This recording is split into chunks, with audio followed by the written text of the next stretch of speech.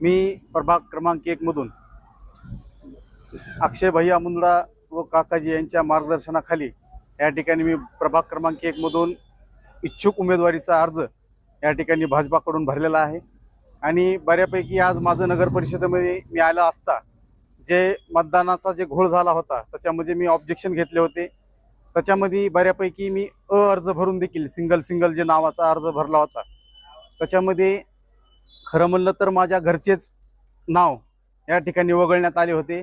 मी अर्ज दिली होती, नगर परिषदचे कर्मचारी त्या ठिकाणी माझ्या घरी व्हिजिट देऊन गेले होते, घराची तपासणी केली होती। त्या ठिकाणी मतदार त्याच घरात राहते हे त्यांना माहीत असताना सुद्धा त्या ठिकाणी माझ्या घरातले जे इच्छुक उमेदवार होते त्यांचं या ठिकाणी नाव दुसऱ्या वार्डात वळवण्यात आलं होतं। त्या संदर्भात मी सीओ मॅडमला भेटलो, त्यांना बोललो, त्यांच्याशी पूर्ण चर्चा केली। त्यांनी सांगितलं की बाबा आम्ही बऱ्यापैकी तुमचं 99.99 या ठिकाणी ते नाव आम्ही पुरवणी यादीमध्ये तुमच्या प्रभागात घेताल असे आश्वासन दिले व त्यावर मी एक रीतसर अर्ज देखील या ठिकाणी नगर परिषदमध्ये दिलेला आहे। तुमच्या वार्डामध्ये किती लोकांचे मतदारांचे नाव इतर वार्डामध्ये गेलेले आहेत? बऱ्यापैकी 700-800 नावं असे वळवण्यात आले होते, पण बऱ्यापैकी काही माझ्या वार्डातले खरं म्हणलं तर नगर परिषदचा या ठिकाणी घोळ असा झालाय की काही लोकांना माहीत देखील नाही की त्यांची नावं या ठिकाणाहून त्या ठिकाणी वळवण्यात आलेले आहेत। बऱ्यापैकी ह्याच्यामध्ये खूप मोठा घोळ झालेला आहे। माझे देखील नाव खूप वळवण्यात आले होते, माझे जे एकदम हक्काचे मतदान होते ते देखील या ठिकाणी वळवण्यात आले होते 1 नंबर मधून। तरी मी तसे ऑब्जेक्शन दिले होते, बऱ्यापैकी त्याच्यातले काही नाव वळवण्यात आलेले आहेत। तर काही जणांचं त्या ठिकाणी घर आहे असा अहवाल देऊन त्या ठिकाणी त्यांचे दुसऱ्या वार्डात नाव लावण्यात आले। तुम्ही भाजपकडून इच्छुक उमेदवार आहात, हो, तुम्ही गेली अनेक महिन्यापासून या वार्डामध्ये वर्षापासून तुम्ही काम करतात। नेमके तुम्ही या वार्डामध्ये कोणते कामं केलेले त्या संदर्भात? 2016ला ज्यावेळेस निवडणूक होती त्यावेळेस माझ्या घरातील उमेदवार देखील या ठिकाणी भारतीय जनता पार्टीकडून उभा होते।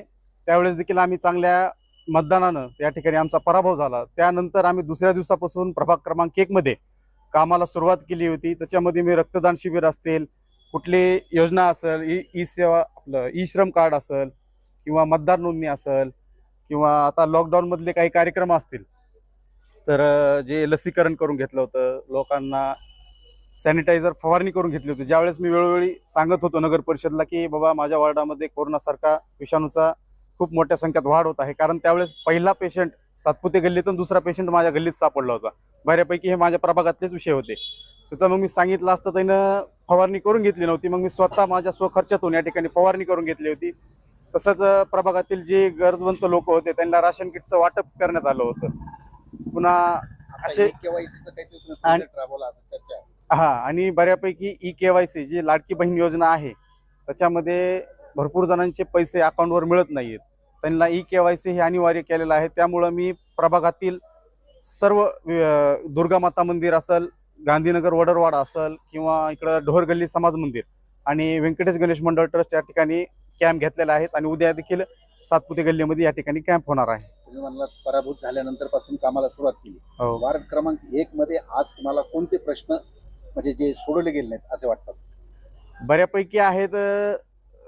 सर्वात मोठा विषय जो आहे तो ढोर समाजाचा आहे, त्यांच्यामध्ये ते स्मशानभूमीचा एक विषय आहे आणि त्यांच्या समाज मंदिराचा, आणि तसंच वडर समाजाचं देखील त्या ठिकाणी समाज मंदिराचा जो विषय आहे की जे पहिले नगरसेवक आहे त्यांनी आश्वासन दिलेत की आम्ही समाज मंदिर बांधल्याशिवाय त्या ठिकाणी पाऊल ठेवणार नाहीत मतदान मागायला। कोण होते पहिले नगरसेवक? पहिले नगरसेवक होते जे नगराध्यक्ष होते आंबेजोगाईचे, तेच राजकिशोर पापा मोदी होते नगरसेवक।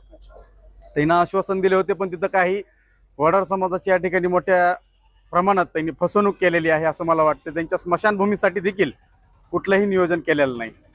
आता त्यांचे चिरंजीव इच्छुक उमेदवार त्यांच्या नावात चर्चा होत आहे, त्यांची चिरंजीवची आहे चर्चा ऐकून आहे, पण त्यांना बऱ्यापैकी आमच्या प्रभागामध्ये जास्त कोणी ओळखत नाही असं मला वाटतं।